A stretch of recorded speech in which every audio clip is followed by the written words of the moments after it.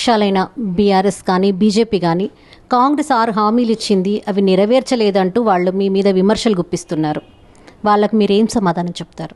అంటే మేమేమంటామంటే, ఎవడన్నా ఒక 2 పనులో ఒక పను చేసిన వాళ్ళు మమ్మల్ని విమర్శిస్తే అర్థం ఉంటుంది. నేను ఒకటే అడుగుతున్నాను, కరీంనగర్ కార్పొరేషన్ ఎన్నికల్లో వాళ్ళు ఇలా తిరుగుతున్నారు కదా, కరీంనగర్ కార్పొరేషన్లో ఏ ఒక్క లబ్ధిదారుకైనా ఒక్క డబుల్ బెడ్రూమ్ కనుక వాళ్ళు ఇచ్చినట్టయితే మేము ఈ ఎన్నికల నుంచే తప్పుకుంటాం. ఒక్కరు కూడా ఒక లబ్ధిదారికి కూడా ఒక హామీ నెరవేర్చుకోలేనటువంటి వాళ్ళు మమ్మల్ని మా మీద మాట్లాడే అర్హత వాళ్ళకి ఎక్కడుందని చెప్పి అడుగుతూ ఉన్నాం. అన్ని వసతులు కల్పిస్తూ అన్ని రకాలుగా ప్రభుత్వం ఆదుకుంటా ఉంటే మరి హామీలు నెరవేర్చలేదు అని చెప్పేటువంటి మాట మాట్లాడితే దానిలో అర్థం లేదు. వాళ్ళు గతంలో ఏ ఒక్క హామీ కూడా నెరవేర్చలేని వాళ్ళు.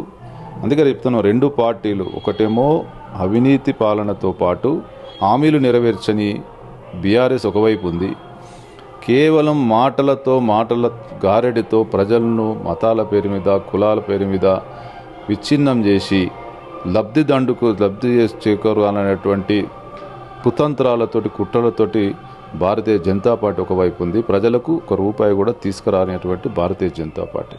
ఈ 2 పార్టీలను బొందబెట్టి కాంగ్రెస్ ప్రజల కోసం నిరంతరం శ్రమిస్తూ అనేక అభివృద్ధి సంక్షేమ కార్యక్రమాల ద్వారా ముందుకెళ్తున్నటువంటి కాంగ్రెస్ పార్టీని ప్రజలు ఆశీర్వదించండి.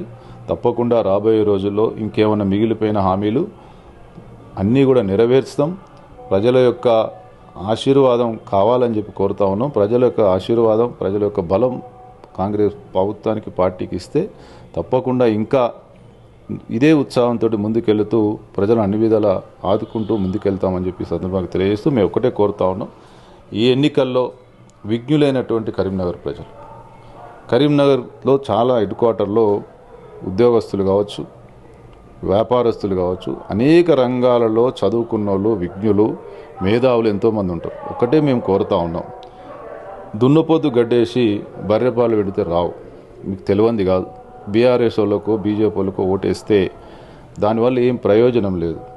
కాంగ్రెస్ పార్టీ ఇలా ప్రభుత్వంలో ఉన్నాం, కాంగ్రెస్ పార్టీ ఇలా ప్రభుత్వం ద్వారా మరి అనేక కార్యక్రమాలు తీసుకెళ్లే అవకాశం ఉంటుంది, ప్రభుత్వం నుంచి అనేక నిధులు తీసుకొచ్చే అవకాశం ఉంటుంది.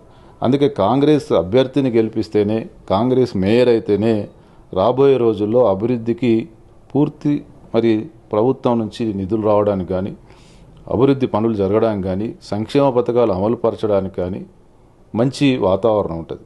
కానీ ఇతరులకు ఓటేయడం వల్ల దానివల్ల ఎటువంటి ప్రయోజనం ఉండదు. ఇంకా 3 సంవత్సరాలు మన కాంగ్రెస్ అధికారంలో ఉండబోతా ఉన్నాం. తదనంతరం ఇంకా 5 సంవత్సరాలు ఈ ప్రజల ఆశీర్వాదంతో ఇంకా 10 సంవత్సరాలు కూడా కాంగ్రెస్ అధికారంలో ఉండబోతా ఉంది. కాబట్టి కాంగ్రెస్ పార్టీ అభ్యర్థులను గెలిపిస్తే తప్పకుండా మీ అభివృద్ధి సంక్షేమం అన్నీ మరి ఒక జెట్ స్పీడ్తో ముందుకెళ్లే అవకాశం ఉంటుంది. కాబట్టి ఆశీర్వదించాల్సిందిగా విజ్ఞులైనటువంటి ప్రజలను కోరుతా ఉన్నాం చేతులెత్తి.